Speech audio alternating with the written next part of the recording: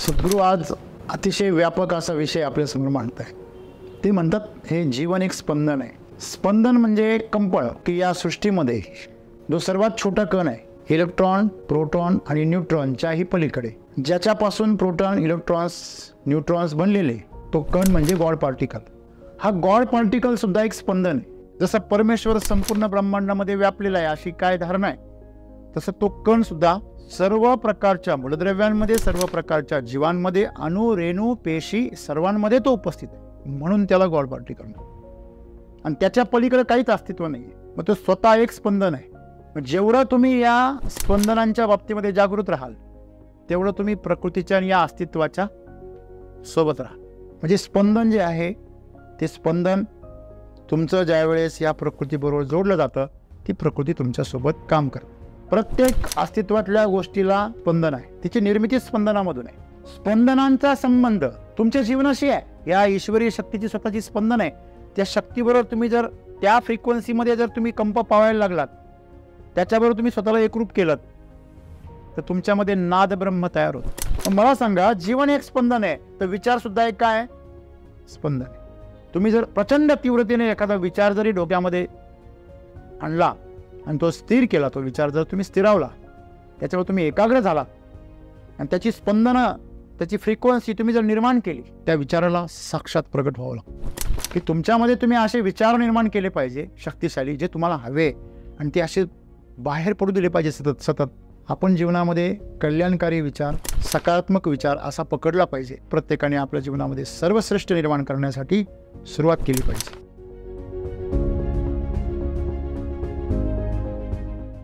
मित्रहो, सद्गुरू आज अतिशय व्यापक असा विषय आपल्यासमोर मांडत आहे. ते म्हणतात हे जीवन एक स्पंदन आहे. स्पंदन म्हणजे कंपन. आणि कंपन जे आहे हे ज्यावेळेस दोन गोष्टी एकमेकावर आदळतात तेव्हा तयार होतं. कंपनामधून नाद निर्माण होतो, ज्याला आम्ही ध्वनी म्हणतो, आवाज म्हणतो. ज्यावेळेस एक नाद निर्माण होतो, त्या नादामधून एक फ्रिक्वेन्सी क्रिएट होते, वारंवारिता ज्याला आपण म्हणतो, ज्याला लहरी म्हणतो आपण. त्या लहरींचं एक कंपन ज्यावेळेस तयार होतं, त्याच्यामधून नादाची निर्मिती होते. आणि तो जो नाद आहे, तो ध्वनी आपल्याला जाणवतो, ऐकू येतो. तुम्हाला आश्चर्य वाटेल की या सृष्टीमध्ये जो सर्वात छोटा कण आहे, इलेक्ट्रॉन, प्रोटॉन आणि न्यूट्रॉनच्याही पलीकडे, ज्याच्यापासून प्रोटॉन, इलेक्ट्रॉन्स, न्यूट्रॉन्स बनलेले तो कण म्हणजे गॉड पार्टिकल.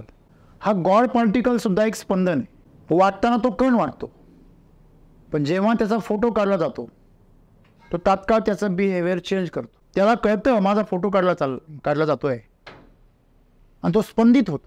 जसं आपण बिरबल आणि अकबराची गोष्ट ऐकतो की एका राजवाड्यामध्ये अशा प्रकारची स्पर्धा लागली की एका बैलांच्या मोठ्या कळपामध्ये एक बैलाचा हुबेहूब पुतळा ठेवण्यात आला. आणि तज्ज्ञ माणसाला विचारण्यात आलं की याच्यामधून ओळखायचा की याच्यामध्ये मूर्ती कोणती आहे. एवढ्या बैलांमध्ये एक बैलाची मूर्ती शोधणं, एकदम सारख्याच रंगाचे, ढवळ्या पवळ्या रंगाचे बैल, सगळेजण थकले. पण बिरबलाने काही क्षणामध्ये ते शोधून काढ. त्याने काय केलं, एक खडा उचलला आणि प्रत्येक बैलावर त्याला शंका येईल त्या ठिकाणी त्याने टाकून पाहिलं. जो बैल जिवंत होता त्याचं अंग थरथरलं, आणि जो मृत होता त्याने कुठलाही प्रतिसाद दिला नाही. म्हणजे प्रतिसाद मिळणं हे कंपनांच्या माध्यमातून जाणवलं. आवाज हे आमच्या कानांमुळे शक्य आहे, पण आवाज घडतो, नाद घडतो, नादाचं अस्तित्व आहे. आणि नाद निर्माण होतो कंपनांमुळे, स्पंदनांमुळे. तुम्ही जर एखाद्याच्या हृदयाला जर, छातीला जर कान लावले, तुम्हाला धडधड आवाज येतो. का बरं? हृदय स्पंदित होतं. आणि अंकुंचन प्रसरण पावण्यातून जे प्रकारची एक वारंवारिता, फ्रिक्वेन्सी तयार होते, ती एक नाद क्रिएट करते, एक नाद निर्माण करते, ध्वनी निर्माण करते, साऊंड निर्माण करते. ही जी निर्मिती आहे त्यातून हे विश्व निर्माण झालेलं आहे. असं तर शास्त्रज्ञ म्हणतात. Big bang. बिग बँग म्हणजे काय? बँग म्हणजे काय? आघात. दोघांचा एकमेकावर आघात झाला आणि स्फोट झाला. मग त्याच्यातून प्रचंड स्पंदनं क्रिएट झाली आणि त्याच्यामधून हे गॉड पार्टिकल्स आणि मग इलेक्ट्रॉन्स, फोटॉन्स आणि अणुरेणू आणि त्याला वस्तुमान, अशा प्रकारे हे विश्व निर्माण झालं असं इंग्ज म्हणतो. आणि ते संपूर्ण ब्रह्मांडामध्ये प्रत्येक कणाकणामध्ये ते उपस्थित आहे म्हणून त्याला गॉड पार्टिकल म्हणतात. जसं परमेश्वर संपूर्ण ब्रह्मांडामध्ये व्यापलेला आहे अशी काय धारणा आहे, तसं तो कण सुद्धा सर्व प्रकारच्या मूलद्रव्यांमध्ये, सर्व प्रकारच्या जीवांमध्ये, अणु, रेणू, पेशी सर्वांमध्ये तो उपस्थित आहे म्हणून त्याला गॉड पार्टिकल म्हणतात. आणि त्याच्या पलीकडे काहीच अस्तित्व नाही. मग तो स्वतः एक स्पंदन आहे. आज आम्ही जर सृष्टीवर जर जीवन पाहिलं, आपण फक्त आवाजाने दचकून जागा होतो असं नाही. आवाज ही नंतरची गोष्ट आहे. बहिरा माणूस सुद्धा जागा होतो स्पंदनामुळे. आपण म्हणतो की साप, ती काय पुंगी आहे, त्याला आवाज तर येत नाही, मग तो पुंगी पाहून आदत नाही. मग पुंगी पाहून तो त्याला कळत नाही, त्याला स्पंदनं कळतात. त्या ध्वनीमुळे ज्या प्रकारची कंपनं, जसं कंपनांमुळे ध्वनी होतो तसा ध्वनीमुळे सुद्धा कंपनं तयार होतात. सापाला कान नाही आहे ना, त्याच्यामुळे त्याची जी स्पंदनं समजून घेण्याची जी क्षमता आहे ती प्रचंड मोठी आहे. जसं आपण म्हणतो आंधळा जो माणूस असतो त्याचे बाकीचे सेन्सेस खूप पॉवरफुल असतात. वास घेणं, स्पर्श जाणवणं, त्याला कंपनं फार स्पष्टपणे कळतात. समोरून येणाऱ्या वाहनाचे कंपनं त्याला लांबूनच कळतात. पण आपल्याला कान आहे त्याच्यामुळे आपण त्याच्यावर जास्त विश्वास ठेवतो. मला आवाजच नाही आला रे, म्हणजे आम्ही कानावर जास्त रिलाय होतो, डोळ्यांवर जास्त अवलंबून होतो. परंतु आंधळा माणूस हा फ्रिक्वेन्सी ताबडतोब ओळखतो. त्याला आवाजाच्या अगोदर कंपनं जाणवतात. आवाजाला एक वेग आहे, त्याचा वेग फार थोडा आहे. आवाज यायला कदाचित वेळ लागेल, परंतु कंपनं लगेच पास होतात. वटवाघूळ रात्रीच्या वेळी कंपनांच्या मदतीनेच प्रवास करतात. एक सर्प ज्याला कान नाही आहे, परंतु तिकडे कॅलिफोर्नियामध्ये जर भूकंप झाला किंवा होणार असेल तर तो सापाला अगोदरच कळतो. म्हणजे पृथ्वीच्या पोटामध्ये ज्यावेळेस कंपनं सुरू होतात त्यावेळी ती कंपनं त्याच्यापर्यंत पोहोचतात. तो एवढा संवेदनशील असतो. सुनामी यायच्या अगोदरच उंदरं पळून गेले समुद्राच्या किनारपट्टीपासून लांब. म्हणजे उंदरांना, म्हणजे या प्राण्यांना सुद्धा, ज्याला आम्ही अतिशय निर्बुद्ध समजतो, त्या प्राण्यांना सुद्धा माणसापेक्षा जास्त संवेदना आहे कंपनांची. ते अस्तित्वाच्या फार जवळ आहे. आपल्याला आपल्या समोर असलेल्या माणसांची स्पंदनं जाणवत नाही, हृदयाची. प्राण्यांना या प्रकृतीची स्पंदनं जाणवतात. मग हा जो स्पंदनांचा परिणाम आहे, प्रतिसाद आहे, तो ह्या प्राण्यांना, जसं हत्ती आहे, 2 किलोमीटरवरती जर जमिनीवर काही हालचाल होत असेल ती हत्तीला 2 किलोमीटरपर्यंत कळते. देवमाशाला पाण्यामधली जी हालचाल आहे ती 2000 किलोमीटरपर्यंत कळते. म्हणजे त्यांच्यामध्ये जी स्पंदनांची संवेदनशीलता आहे ती उच्च कोटीची आहे. जेवढं तुम्ही या स्पंदनांच्या बाबतीमध्ये जागृत राहाल तेवढं तुम्ही प्रकृतीच्या आणि या अस्तित्वाच्या सोबत राहाल. आणि जेवढी या बाबतीमध्ये तुम्ही बधीर व्हाल तेवढं तुमचं जीवन जे आहे ते पूर्णपणे बोथट आणि नीरस असेल. नाद जो आहे त्याची ताकद पहा. तुम्ही रेझोनन्स शब्द कधी ऐकला असेल, मला माहीत नाही, सायन्स शिकणाऱ्या मुलांनी ऐकलं असेल. रेझोनन्स म्हणजे अनुनाद त्याला म्हणतात. अनुनाद म्हणजे काय? तुम्ही एखाद्या विशिष्ट फ्रिक्वेन्सीवर एखादा दोलक तुम्ही जर कंप केला, तुम्ही वाय आकाराचं शेपचं एक असं दांडी पाहिली असेल प्रयोगशाळेमध्ये, तिला असं आपटलं की तांब्याच्या भांड्यासारखं कंप पावते ती.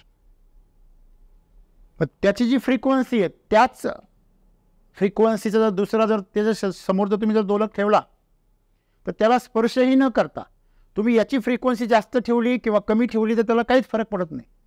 पण तुम्ही त्याची जी फ्रिक्वेन्सी आहे त्याच्या फ्रिक्वेन्सी एवढा जर तुम्ही जर या ठिकाणी जर नाद निर्माण केला, कंप निर्माण केला, तर तो ॲटोमॅटिक कंप पावायला लागतो. याला रेझोनन्स असं म्हणतात. याचा संबंध अस्तित्वाशी कसा आहे बघा. ज्या फ्रिक्वेन्सीचं माझे विचार आहे, प्रत्येक अस्तित्वातल्या गोष्टीला काय आहे, स्पंदन आहे. तिची निर्मिती स्पंदनामधून आहे. कुठेतरी काहीतरी घडतंय, कुठेतरी काहीतरी आघात होतोय, म्हणून स्पंदन निर्माण होतात आणि त्यातून निर्मिती होते. जोपर्यंत बी आणि माती हे एका फ्रिक्वेन्सीमध्ये येत नाही, एका नादामध्ये येत नाही, तोपर्यंत जीवन निर्माण होत नाही. आणि त्यांना एकत्र आणण्याचं काम पाणी करत. तुम्ही कोरड्या एकदम राख झालेल्या मातीमध्ये तुम्ही बी टाका, ते अजून जास्त दिवस टिकेल. ही जी फ्रिक्वेन्सी आहे, ही जी वारंवारिता आहे त्या स्पंदनांची, ती वारंवारिता जोडण्याचं काम करते. त्याला योग आम्ही असं म्हणतो. प्रकृतीच्या फ्रिक्वेन्सीमध्ये येण्यासाठी माणसांना दारू प्यावी लागते, पेनकिलर खावी लागते. तुमची स्वतःची पण एक फ्रिक्वेन्सी आहे, प्रत्येक सेलची, प्रत्येक पेशीची एक फ्रिक्वेन्सी आहे, त्याचं एक स्पंदन आहे. आणि त्याच्या वारंवारिता आणि प्रकृतीच्या वारंवारिता सेम आहे. दोघांचा नाद सेम आहे. प्रकृती ऑलरेडी स्पंदित होते, पण तुमचं स्पंदन आणि त्या प्रकृतीचं स्पंदन हे मॅच होत नाही आहे, कारण आजूबाजूला भरपूर प्रदूषण आहे, कंपनांचं प्रदूषण आहे. याकरता कधी डॉक्टर सांगतात, तुमच्या फार्म हाऊसला जा, कुठेतरी जंगलात जा, डोंगरावर जा, जिथे कुठल्याही प्रकारचं प्रदूषण नाही, शांत जागेमध्ये जा. म्हणजे तुम्हाला कळेल तुमची फ्रिक्वेन्सी आणि या प्रकृतीची फ्रिक्वेन्सी काय आहे. म्हणजे स्पंदन जे आहे ते स्पंदन तुमचं ज्यावेळेस या प्रकृतीबरोबर जोडलं जातं, ती प्रकृती तुमच्यासोबत काम करते. मग ते जे स्पंदन आहे, ते स्पंदनं तुमच्यामध्ये उतरण्यासाठी तुम्ही त्या वारंवारितेवर आली पाहिजे, तुम्ही त्या नादावर आली पाहिजे. आपण म्हणतो बोलता बोलता नाद करायचा नाही, पण नाद हा त्या अर्थाने, त्याचा नाद आणि तुमचा नाद जेव्हा एका तरंगावर येतो, एका फ्रिक्वेन्सीवर येतो, वारंवारितेवर, त्याला रेझोनन्स असं म्हणतात, अनुनाद. त्यालाच योग असं म्हणतात. आपण जे मोबाईल कनेक्शन्स करतो हे सुद्धा रेझोनन्सवरतीच काम करतात. तुम्हाला माहीत नसेल, MRI मशीन रेझोनन्सवरच काम करतं. MRI मध्ये जो आर आहे तो रेझोनन्स आहे. चुंबकीय अनुनाद विश्लेषण करतात ते. म्हणजे स्पंदनांचा संबंध तुमच्या जीवनाशी आहे. जर एखाद्याचं हृदय बंद पडलं तर तुम्ही ते फ्रिक्वेन्सी क्रिएट करणारं मशीन असतं बघा, ते डॉक्टरांच्या हातामध्ये, ते दाबतात त्याच्यावर, ते मोठमोठ्या प्रमाणे आघात तयार करतं त्या हृदयावरती. त्याला कंप पावण्यासाठी कृत्रिम कंपनं दिली जातात. आपण एखाद्याला फटका देऊन उठवतो, ते पण एक स्पंदनच आहे. ही पृथ्वी ज्यावेळेस कंप पावते,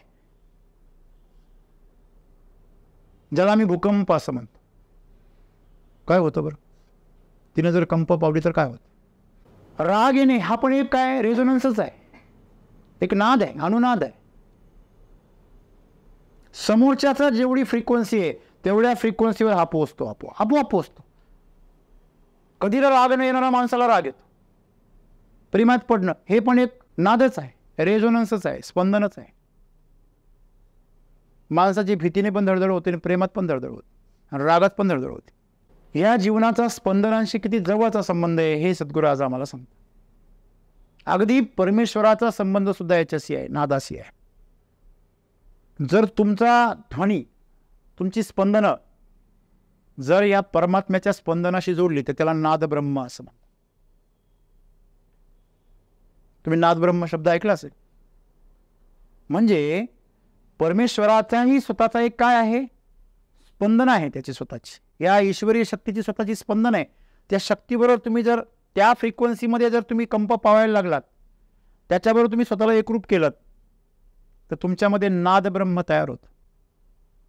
आणि म्हणून जर एखाद्या ठिकाणी जर कीर्तन चालू असेल, त्या टाळांचा आवाज तुम्ही जर कधी ऐकला असेल तर माणूस त्याच्यामध्ये हरवून जातो.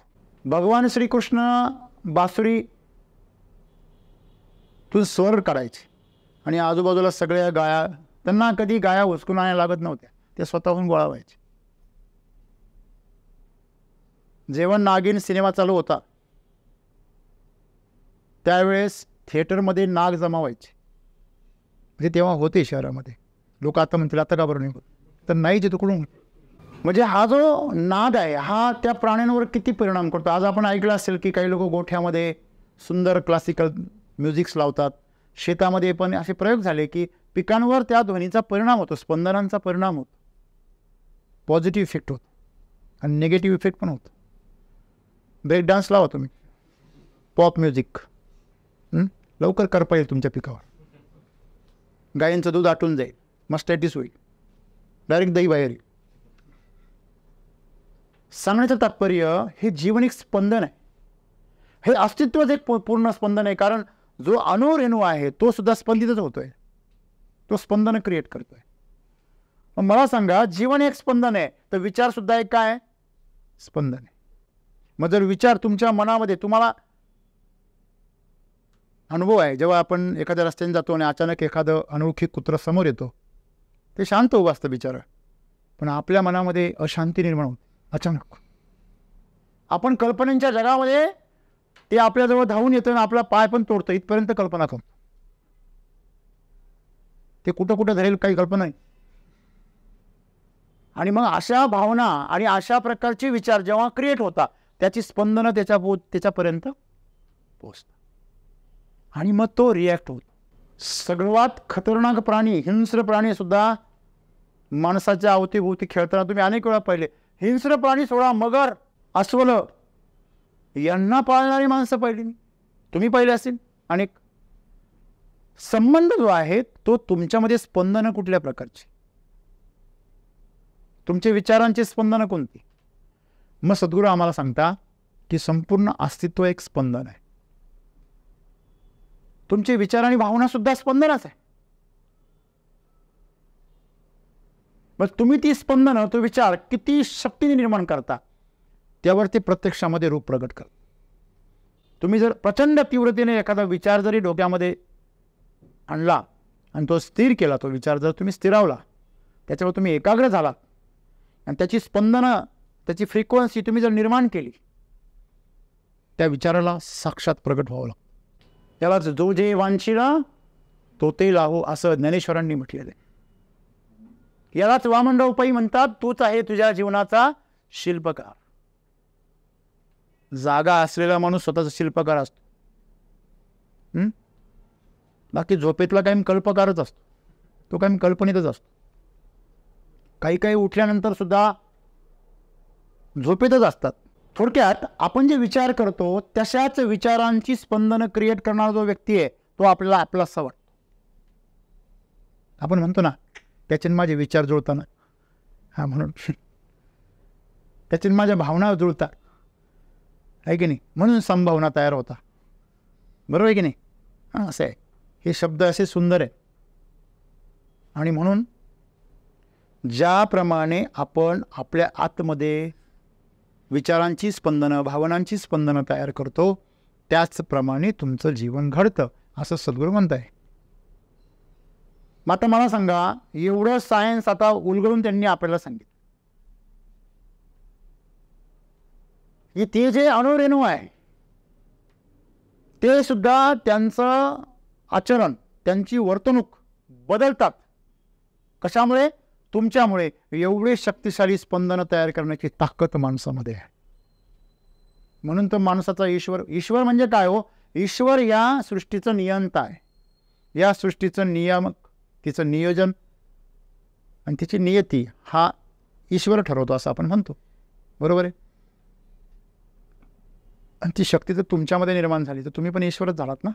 आज आपण जे म्हणतो की नाही हे आपलं काम नाही, याची तुम्ही या सृष्टीला हा विचार देऊ राहिले, हे तुझं काम नाही आहे, हे माझं काम नाही, हे मला शक्य नाही.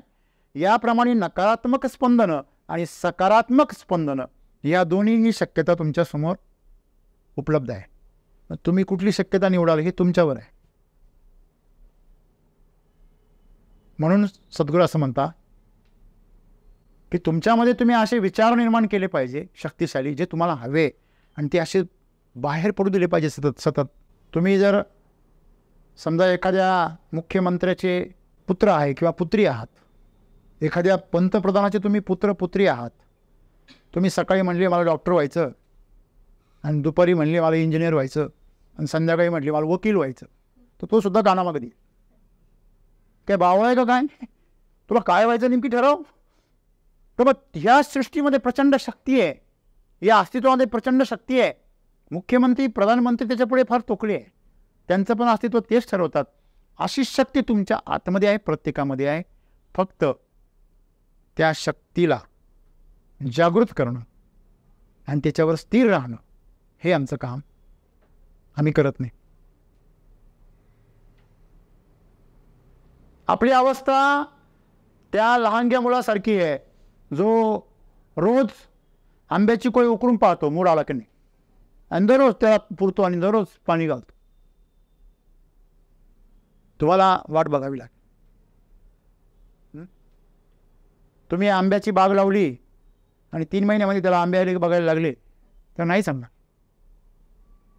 तसं तुम्हाला या प्रकृतीमध्ये जेवढं महान काही करायचं आहे तेवढे तुमचे विचार तीव्रतेने आणि प्रखरतेने सातत्याने निर्माण झाले पाहिजे.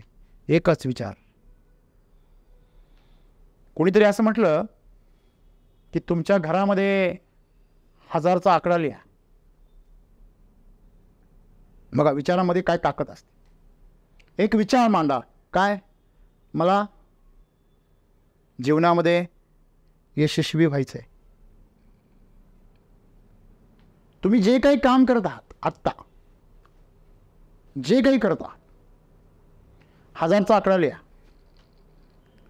आणि रोज त्यातला एक एक दिवस कमी करत लिहा. उद्या 999 लिहा, परवा 998 लिहा आणि 0 होईपर्यंत कुठल्याही प्रकारची कारणं न सांगता, तक्रार न करता 100% ताकदीने ते करत राहा. ज्यावेळेस तुमचा 0वा दिवस येईल ना, त्यावेळेस तुम्ही तुमच्या फील्डमध्ये टॉपवर असाल.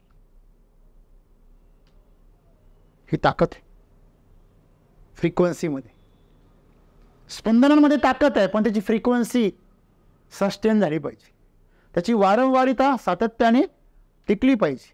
तुम्ही जर कधी हिरोशिमा आणि नागासाकीवरती बॉम्बस्फोट झाला त्याचा व्हिडिओ जर कधी पाहिला असेल किंवा त्याच्यावर तयार झालेले सिनेमे जर पाहिले असतील तर कशा प्रकारे बिल्डिंगची वाफ होते, माणसांची वाफ होते, क्षणामध्ये धूळ उडते. माणसाची धूळ उडावी अशा प्रकारे माणसाची धूळ उडते क्षणामध्ये, सेकंदाच्याही काही भागामध्ये.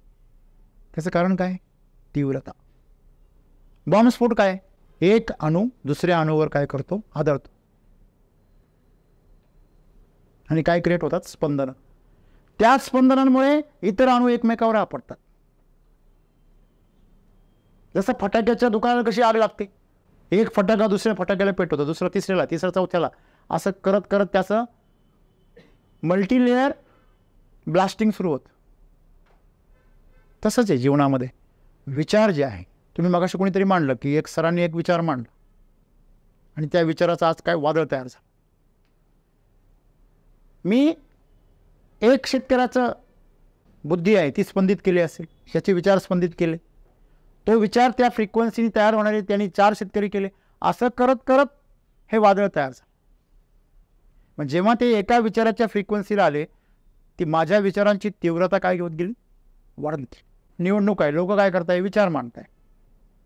आणि जो विचारामध्ये जास्तीत जास्त लोक सहभागी होता, त्या फ्रिक्वेन्सीला मॅच करता तो विचार अधिक शक्तिशाली होतो. त्याच्यामुळे आपण एक लक्षात ठेवलं पाहिजे की आपल्याकडे विचार तर आहेच सगळ्यांकडे. असा कोण माणूस आहे ज्याचा विचारच नाही आहे, पण त्या विचाराला तीव्रता नाही आहे, तो असून नसल्यासारखं. बघा, कुठल्याही फील्डमध्ये प्रत्येक परीक्षेला बसलेला विद्यार्थी थोडा का होईना पण अभ्यास करतोच. करतच नाही असा विद्यार्थी नाही, पण जो तीव्रतेने अभ्यास करतो तो सगळ्या जगाला माहीत होतो. आणि जो ॲव्हरेज अभ्यास करतो हा त्याच्या शेजारच्याला माहीत नसतो. त्याला विचारित पण नाही तू पास झाला काय, त्याला माहिती याचं काय. म्हणजे तुमचं लोक सहज लोक भविष्य सांगता असे तुम्ही आहात. आजूबाजूचे जे ज्यांना नाही ते सुद्धा सांगता. तुमचं भविष्य हे तुझं काम आहे का? अरे हे कारण आहे. तुमच्याबद्दल कोणी प्रेडिक्टेबल होता कामा नये, तर तुमच्या जीवनाला काहीतरी अर्थ आहे. मला सांगा, या प्रकृतीबद्दल, या सृष्टीबद्दल तुम्ही एखादी भविष्यवाणी करू शकता का? नाही करू शकत. तसं तुमच्याबद्दल बी कोणी भविष्यवाणी करू नाही शकलं पाहिजे. त्याला म्हणायचं जीवन. नाहीतर जन्माला आला आणि पुढचं तुम्हाला माहितीच आहे, असं जीवन नको. म्हणून सद्गुरू आम्हाला म्हणता की शक्तिशाली विचार निर्माण करा. आणि तो विचार जेव्हा कल्याणाचा असतो तो आपोआप शक्तिशाली होतो. व्यक्तिगत विचार कधीही शक्तिशाली होत नाही, लक्षात ठेवा. आणि जरी झाला तरी तो टिकत नाही. त्याच्यामुळे आपण जीवनामध्ये कल्याणकारी विचार, सकारात्मक विचार असा पकडला पाहिजे. आणि त्या विचाराला घेऊन जर जगायला लागलो, तुम्हाला सांगितल्याप्रमाणे 1000 दिवसामध्ये तुम्ही तो साक्षात जीवनामध्ये उतरू शकाल. त्याला अवतरित व्हावंच लागेल, त्याला तुमच्या पुढे प्रगट व्हावंच लागेल. एवढी शक्ती ह्या प्रकृतीने आम्हाला दिलेली आहे. आणि म्हणून प्रत्येकाने आपल्या जीवनामध्ये सर्वश्रेष्ठ निर्माण करण्यासाठी सुरुवात केली पाहिजे.